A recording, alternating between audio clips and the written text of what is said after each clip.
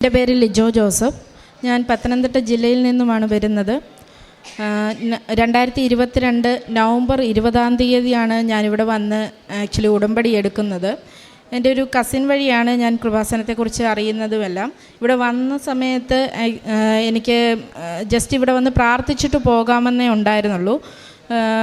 ഇവിടെ വന്ന് ക്ലാസ്സിന് കയറിയതിന് ശേഷം ഉടമ്പടി എടുക്കണമെന്നൊരു തോന്നൽ മാതാവ് എന്നെ കൊണ്ട് തോന്നിപ്പിച്ചതായിട്ടാണ് ഞാൻ വിശ്വസിക്കുന്നത്. ഞാൻ മെയിനായിട്ട് ഉടമ്പടി എടുക്കാനായിട്ട് വന്നത് തന്നെ എൻ്റെ അമ്മയ്ക്ക് വേണ്ടിയാണ്. എൻ്റെ അമ്മയ്ക്ക് ആക്ച്വലി ബ്രസ്റ്റ് ക്യാൻസർ ആയിരുന്നു. അതും പെട്ടെന്ന് തന്നെ സ്പ്രെഡാകുന്ന ടൈപ്പായിരുന്നു. ബയോപ്സി എടുത്തതിൽ IHC ചെയ്ത് ERPR ഹെറ്റന്യൂ പോസിറ്റീവായിട്ടാണ് എൻ്റെ അമ്മയ്ക്ക് ഉണ്ടായിരുന്നത്.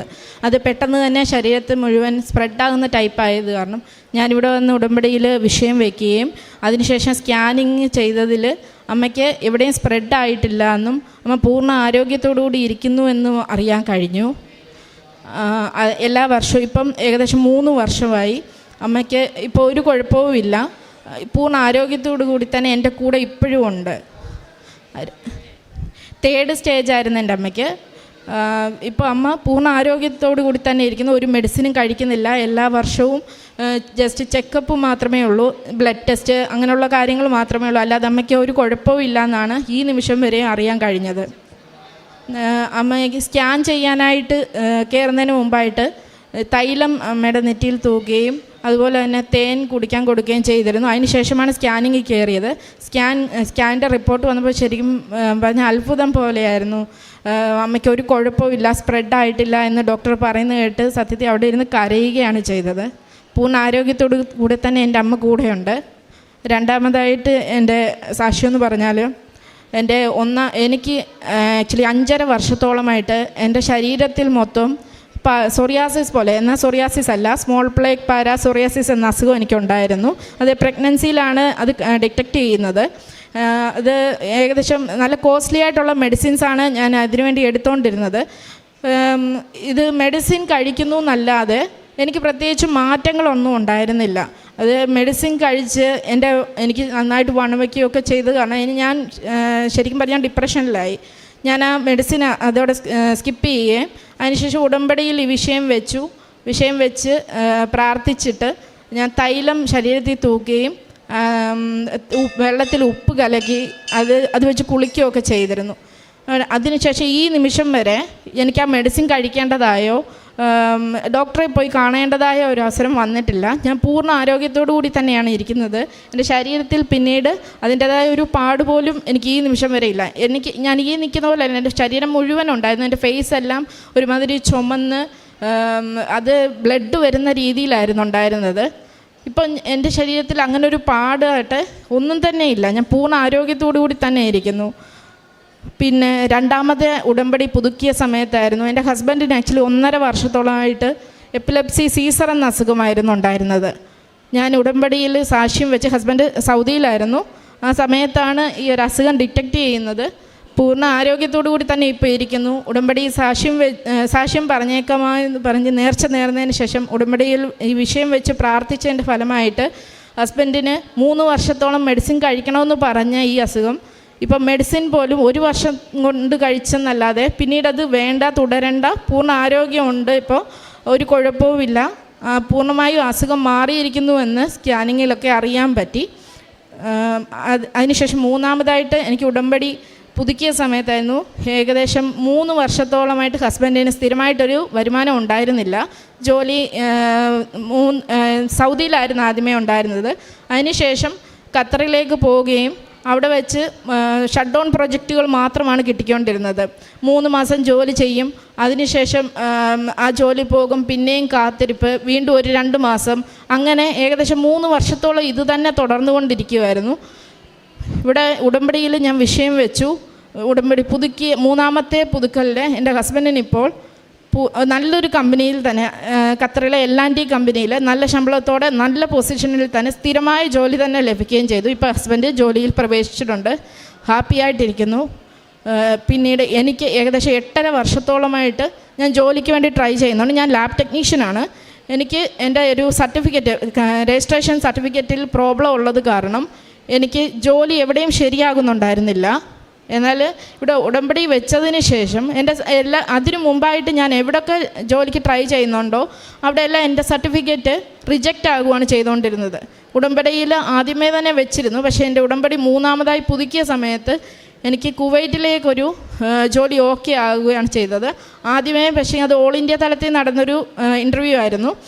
ആ ഇൻ്റർവ്യൂവിൽ ആദ്യമേ ഒരു എക്സാം ഉണ്ടായിരുന്നു, MOH എക്സാം ഉണ്ടായിരുന്നു. ആ എക്സാമിൽ പാസ്സായെങ്കിൽ മാത്രമേ ഇൻ്റർവ്യൂ അറ്റൻഡ് ചെയ്യാൻ പറ്റത്തുള്ളൂ. ആ ഇൻ്റർവ്യൂവിലും പാസ്സായെങ്കിൽ മാത്രമേ ജോലി കിട്ടത്തുള്ളൂ എന്ന് അവർ അറിയിച്ചിരുന്നു. ഓൾ ഇന്ത്യ തലത്തിലായതുകൊണ്ടും ഏകദേശം 5000 മേലെ ആൾക്കാരുണ്ടല്ലോ എന്നുള്ള ഇത് കാരണം ഞാൻ ആ എക്സാമിന് പോകുന്നില്ല എന്നൊരു മൈൻഡിൽ ഞാനിരുന്നു. ഞാൻ അറ്റൻഡ് ചെയ്യുന്ന ഈ കൺസൾട്ടൻസിയിലെ ആൾ തന്നെ എന്നെ വിളിച്ചിട്ട് എന്തായാലും ഒന്ന് പോയി അറ്റൻഡ് ചെയ്യേ, കിട്ടിയില്ലെങ്കിൽ ഒരു എക്സ്പീരിയൻസ് ആണല്ലോ എന്ന് പറഞ്ഞത് കാരണം ഞാൻ ഇൻ്റർവ്യൂവിന് പോയി ആ എക്സാം അറ്റൻഡ് ചെയ്തു. എക്സാം ഞാൻ പോകുന്നത് ഇവിടെ കൂടെയാണ്, ഈ കൃപാസനത്തിൻ്റെ ഫ്രണ്ടിൽ കൂടെ പോകുന്നതാണ്. ഞാൻ എപ്പോഴും ഇവിടെ വന്ന് പ്രാർത്ഥിച്ചിട്ടാണ് പോയപ്പോൾ മാതാവിൻ്റെ കൂടെ വരണേന്ന് പറഞ്ഞിട്ട് പോയി. ഞാൻ അവിടെ ചെന്ന സമയത്ത് എൻ്റെ കഴുത്തിൽ ഞാൻ കൊന്തയിൽ കാശ് രൂപമുണ്ട്, ആ കാശ് രൂപത്തിൽ പിടിച്ചുകൊണ്ട് ഞാൻ എക്സാം എഴുതി. എനിക്ക് ബുദ്ധിമുട്ട് തോന്നിയെങ്കിലും ഞാൻ പ്രത്യേകിച്ച് ഫീലൊന്നും ആയില്ല, മീൻസ് ടെൻഷനോ അങ്ങനെയുള്ള ഒരു കുഴപ്പവും എനിക്ക് തോന്നിയില്ല. ഞാൻ എക്സാം എഴുതി തിരികെ വന്നു, ഇവിടെ വച്ച് പ്രാർത്ഥിച്ചു, മാതാവേ അതിൽ ഞാൻ എഴുതിയിട്ടുണ്ട്, നീ പ്രവർത്തിക്കണേ എന്ന് പറഞ്ഞിട്ട് തിരിച്ചു പോയി. അന്ന് ഞാൻ വീട്ടിൽ എത്തി 2 ദിവസം കഴിഞ്ഞപ്പോൾ എന്നെ കൺസൾട്ടൻസിയിൽ നിന്ന് വിളിച്ചു. 1800 പേരാണ്, പല കൺസൾട്ടൻസിക്കാർ അറ്റൻഡ് ചെയ്തൊരു ഇൻ്റർവ്യൂ ആണത്. അതിൽ ഞാൻ അറ്റൻഡ് ചെയ്ത കൺസൾട്ടൻസിയിൽ നിന്ന് 1800 പേരാണ് ആ എക്സാം എഴുതിയത്. ആ എക്സാമിൽ 4 പേരാണ് പാസ്സായത്. അതിലൊരാളാണ് ഞാനെന്നും പറഞ്ഞ് അവരെന്നെ കോൾ ചെയ്തത്. ഞാൻ ഒട്ടും പ്രതീക്ഷിച്ചിരുന്നില്ല ആ ഒരു എക്സാം ഞാൻ പാസ്, കാരണം എനിക്ക് ബുദ്ധിമുട്ടുണ്ടായിരുന്നു ആ എക്സാമിൽ 1800 പേരിൽ 4 പേരിൽ ഒരാളാണ് ഞാനെന്ന് അവരറിയിച്ചു. അതിനുശേഷം 2 ദിവസം കഴിഞ്ഞപ്പോൾ ഇൻ്റർവ്യൂ നടന്നു. ഇൻ്റർവ്യൂവിന് പോയപ്പോഴും ഇവിടെ നിന്ന് പ്രാർത്ഥിച്ചിട്ട് പോയി, അമ്മേ കൂടെ പോരണേ, എനിക്ക് ബുദ്ധിമുട്ടൊന്നും ഉണ്ടാകാതെ എനിക്ക് ഇൻ്റർവ്യൂ അറ്റൻഡ് ചെയ്യാൻ പറ്റണേ എന്ന് പറഞ്ഞ് ഞാൻ പോയി. അവിടെ ഇൻ്റർവ്യൂ അറ്റൻഡ് ചെയ്തു. 2 കുവൈറ്റീസ് ആയിരുന്നു, 2 ലേഡീസ് ആയിരുന്നു. അവരുടെ ഇംഗ്ലീഷ് സത്യത്തിൽ ഒന്നും മനസ്സിലാവുന്നുണ്ടായിരുന്നില്ല. എൻ്റെ CV-യിൽ എനിക്ക് മൈക്രോബയോളജിയിൽ എക്സ്പീരിയൻസ് ഇല്ല എന്ന് ഞാൻ വെച്ചിട്ടുണ്ട്. എനിക്ക് മൈക്രോബയോളജിയുടെ ഒരു എക്സ്പീരിയൻസിൻ്റെ കാര്യമോ ഞാൻ വെച്ചിട്ടില്ല. എനിക്ക് ബയോകെമിസ്ട്രി, ഹെമറ്റോളജി, ഹിസ്റ്റോപത്തോളജിയാണ് എക്സ്പീരിയൻസ് എന്നാണ് ഞാൻ വെച്ചിരുന്നത്. അവരെന്നോട് ചോദിക്കുകയും ചെയ്തു എവിടെയാണ് എക്സ്പീരിയൻസ് ഉള്ളതെന്ന്. അപ്പോൾ ഞാനിത് പറയുകയും ചെയ്തു. പക്ഷേ അവരെന്നോട് ചോദിച്ചത് മുഴുവൻ മൈക്രോബയോളജിയുടെ ക്വസ്റ്റ്യൻസാണ്. എനിക്ക് എക്സ്പീരിയൻസ് ഉള്ള ഫീൽഡിലെ ഒരു ക്വസ്റ്റ്യൻ പോലും അവരെന്നോട് ചോദിച്ചത് മുഴുവൻ മൈക്രോബയോളജിയാണ്. പക്ഷേ ഞാൻ പഠിച്ച സമയത്ത് ഒരു ഓർമ്മ വെച്ചിട്ട് അവർ ചോദിച്ചതിനൊക്കെ ആൻസർ പറഞ്ഞു. ഞാൻ സാറ്റിസ്ഫൈഡ് അല്ലായിരുന്നു, അവരുടെ ഫേസിൽ നിന്ന് അവരും സാറ്റിസ്ഫൈഡ് അല്ല എന്നാണ് എനിക്ക് മനസ്സിലാക്കാൻ പറ്റിയത്. പക്ഷേ ഞാൻ എല്ലാം കഴിഞ്ഞു, തിരിച്ചു വന്നു, ഇവിടെ കയറി, മാതാവേ ഞാൻ എന്തൊക്കെയോ പറഞ്ഞിട്ടുണ്ട്, നീ അവിടെ എത്തണം, എൻ്റെ പേര് ലിജോ ജോസഫ് പാസ് എന്നും പറഞ്ഞ് എഴുതി വെക്കണം, എന്നിട്ട് നീ ഇങ്ങ് പോരെന്ന് ഞാൻ പറഞ്ഞിട്ട് ഞാൻ തിരിച്ച് വീട്ടിലെത്തി. 2 ദിവസം കഴിഞ്ഞപ്പോൾ എനിക്ക് കോള് വന്നു, ഞാൻ പാസ്സെന്നും പറഞ്ഞുകൊണ്ട്. അതിനുശേഷം ഉള്ള പ്രോസസ്സിംഗ് എല്ലാം വളരെ പെട്ടെന്നായിരുന്നു. മെഡിക്കലായാലും PCC ആയാലും അതെല്ലാം വളരെ പെട്ടെന്നാണ് നടന്നത്. ഇതിനു വേണ്ടിയുള്ള പണവും കണ്ടെത്തലും അതെല്ലാം എനിക്ക് പെട്ടെന്ന് തന്നെ നടന്നു. അതിനുശേഷം ഏപ്രിൽ ലാസ്റ്റിലേക്ക് പോകാമെന്നായിരുന്നു പറഞ്ഞിരുന്നത്. എൻ്റെ 4ാമത്തെ ഉടമ്പടി പുതുക്കാനായിട്ട് ഞാൻ ശനിയാഴ്ച വന്നിരുന്നു. അതിനുശേഷം ഇന്നലെ ഞാൻ പത്രം കൊടുക്കാനായിട്ട് ഞങ്ങളുടെ അടുത്ത് തന്നെയാണ്, അടൂർ ഗവൺമെൻറ് ഹോസ്പിറ്റലിലാണ് ഞാൻ പത്രം കൊടുക്കാൻ പോകുന്നത്. അവിടെ വിശ്വാസ പ്രമാണം ചൊല്ലി ഞാൻ പത്രം കൊടുത്തു. എൻ്റെ കയ്യിൽ നിന്നും എല്ലാവരും വന്ന് എനിക്ക് പത്രം തരാമോ എന്ന് ഇങ്ങോട്ട് ചോദിച്ച് വാങ്ങുകയാണ് ചെയ്തത്. ഞാൻ വിശ്വാസ പ്രമാണം ചൊല്ലി ആർക്കൊക്കെ കൊടുത്തിട്ടുണ്ടോ അവിടെ നിന്ന് എല്ലാവരും എൻ്റെ നിന്ന് ചോദിച്ച് വാങ്ങുകയാണ് ചെയ്തിരുന്നത്. അത് കഴിഞ്ഞ് ഞാൻ വെളിയിലിറങ്ങി ഏകദേശം 2 മണിക്കൂർ, അത്രയും ആയിട്ടില്ല, അതിനുള്ളിൽ തന്നെ എനിക്ക് കൺസൾട്ടൻസിയിൽ നിന്ന് കോൾ വന്നു. ഈ മാസം തന്നെ 25 അല്ലെങ്കിൽ 26-ാം തീയതിക്ക് പോകണം, ടിക്കറ്റ് എടുക്കുവാണെന്നും പറഞ്ഞാണ് അവർ വിളിച്ചത്. ഡേറ്റ് 25 അല്ലെങ്കിൽ 26, അത് കൺഫേം ചെയ്ത് നാളത്തേക്ക് പറയാമെന്ന് പറഞ്ഞു.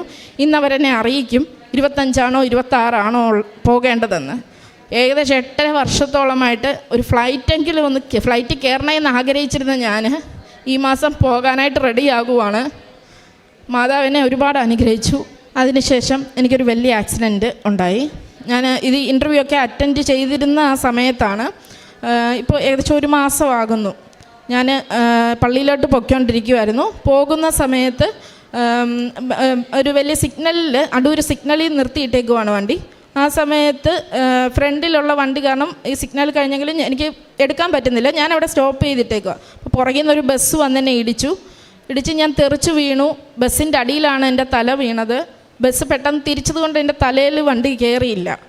പകരം ഞാൻ വണ്ടി എല്ലാവരും ഓടി കൂടുന്നതിന് മുമ്പ് തന്നെ ഞാൻ അവിടെ എണ്ണിക്കുകയും ചെയ്തു. പക്ഷേ ഞാൻ വീണതെന്ന് പറഞ്ഞാൽ ഒരു സ്പ്രിങ് കണക്കെ പൊങ്ങിയും താണുമാണ്. പക്ഷേ ഞാൻ പൊങ്ങി താഴുന്നത് വളരെ പെതുക്കെയാണ്. അതെനിക്കറിയാൻ പറ്റുന്നുണ്ടായിരുന്നു. ആരോ എന്നെ പെതുക്കെ താഴ്ത്തുന്ന പോലെ എനിക്ക് നന്നായിട്ടത് അറിയാൻ പറ്റുന്നുണ്ടായിരുന്നു. അതിനുശേഷം അവിടുന്ന് ഞാൻ എണ്ണിച്ചു. ഞാൻ കണ്ണടച്ച് കണ്ണ് തുറക്കുന്നത് എൻ്റെ കൺമുമ്പിൽ ടയർ കിടക്കുന്നതാണ്. വണ്ടിയുടെ ടയർ കിടക്കുവാണ്. പക്ഷേ എനിക്ക് പേടിയോ അങ്ങനെയുള്ള ഒരു കുഴപ്പവും തോന്നുന്നുണ്ടായിരുന്നില്ല. ഞാൻ അവിടുന്ന് എണ്ണിച്ചു. ഞാൻ ഓർത്ത് എന്നെ ആരെങ്കിലും പിടിച്ച് പൊക്കിയതായിരിക്കും. എന്ന് ഞാൻ തിരിഞ്ഞു നോക്കിയപ്പം എല്ലാവരും ഓടിക്കൂടുന്നതേ ഉള്ളൂ. അതിനുള്ളിൽ ഞാൻ എണ്ണിച്ചു. പക്ഷേ എന്നെ ആരോ പിടിച്ചു പൊക്കിയതുപോലാണ് തോന്നിയത്. എൻ്റെ ശരീരത്തിൽ 2 ചതവുണ്ടെന്നല്ലാതെ എനിക്ക് വേറെ ഒരു കുഴപ്പവും ഇല്ല. എനിക്ക് പെയിനൊന്നും തോന്നുന്നില്ല. എൻ്റെ ശരീരത്തിൽ ഒരു ശകലം പോലും ചോര പൊടിഞ്ഞിട്ടില്ല. ഒരു കുഴപ്പമില്ല. എല്ലാവരും ഓടിക്കൂടി. 2 പോലീസ് വന്നു.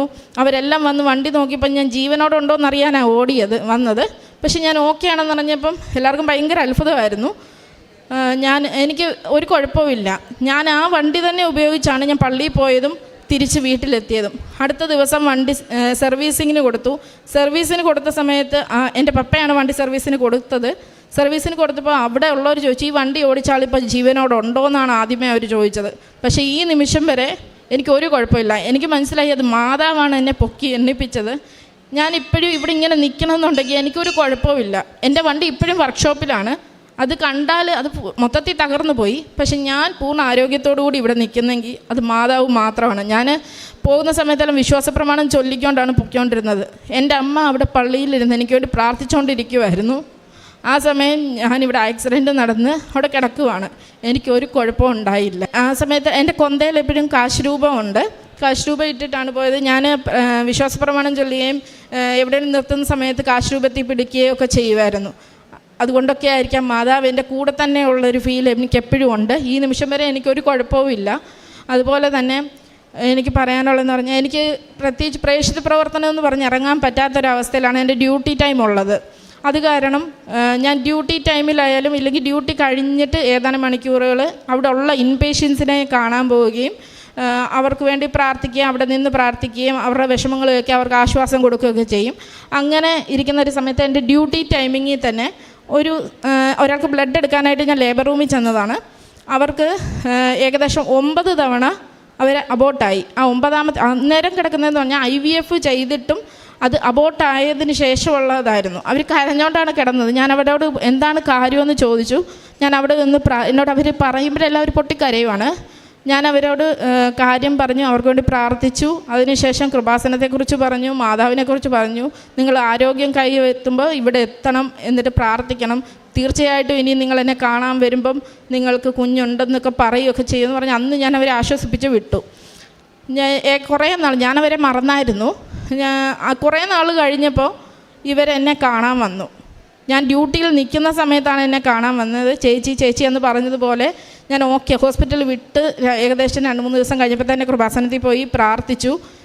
1 മാസം കഴിഞ്ഞപ്പോൾ ഞാൻ കൺസീവ് ആണെന്നറിഞ്ഞു. ഇപ്പോൾ എൻ്റെ കൂടെ എൻ്റെ കുഞ്ഞുമുണ്ട്. ചേച്ചി തന്ന അന്നത്തെ മാർഗനിർദ്ദേശമാണ് ഞാൻ ഇന്ന് കുഞ്ഞോടുകൂടി ഇവിടെ നിൽക്കുന്നതെന്ന് പറഞ്ഞു. അതെനിക്കൊരു വലിയൊരു അനുഭവം തന്നെയായിരുന്നു. കൃപാസനത്തിൽ വന്നതിന് ശേഷമാണ് അവർക്ക് കുഞ്ഞ് ജനിച്ചതെന്നൊരു ഹാപ്പി ന്യൂസ് കൂടെ ആയി കഴിഞ്ഞപ്പം ഒരുപാട് സന്തോഷമുണ്ട് എനിക്ക്. ഇവിടെ വന്നതിന് ശേഷം ആക്ച്വലി പെട്ടെന്ന് തന്നെ ദേഷ്യപ്പെടുന്ന ഒരു ക്യാരക്ടറുള്ള ആളാണ്. ഒന്ന് പറഞ്ഞ് രണ്ടാമത്തേന് ദേഷ്യം വരും, ഇല്ലെങ്കിൽ പൊട്ടിത്തെറിക്കും. അങ്ങനെ ഒരു ക്യാരക്ടറായിരുന്നു എനിക്ക് ഉണ്ടായിരുന്നത്. ഇവിടെ കൃപാസനത്തിൽ വന്ന് ഉടമ്പടി എടുത്ത് പ്രാർത്ഥിച്ച ശേഷം എൻ്റെ കോപത്തെ ഒരുപാട് കൺട്രോൾ ചെയ്യാൻ എനിക്ക് പറ്റുന്നുണ്ട്.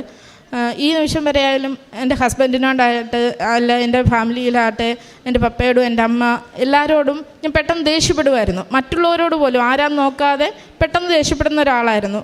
ഇപ്പോൾ എനിക്ക് വളരെയധികം കൺട്രോൾ ചെയ്യാൻ പറ്റുന്നുണ്ട് എൻ്റെ ദേഷ്യത്തെ. എനിക്കിപ്പോൾ കൂടുതൽ നേരം ബൈബിൾ വായിക്കാനും പ്രാർത്ഥിക്കാനും പറ്റുന്നുണ്ട്. ഇത് എൻ്റെ ചെറുതും വലുതുമായി ഒരുപാട് കാര്യങ്ങൾ എൻ്റെ ജീവിതത്തിൽ മാതാവ് മാറ്റം വരുത്തിയിട്ടുണ്ട്. എൻ്റെ ജീവിതത്തിൽ ചെറുതും വലുതുമായ ഒരുപാട് അനുഗ്രഹങ്ങൾ തന്ന അമ്മ മാതാവിനും തിരുക്കുമാരനും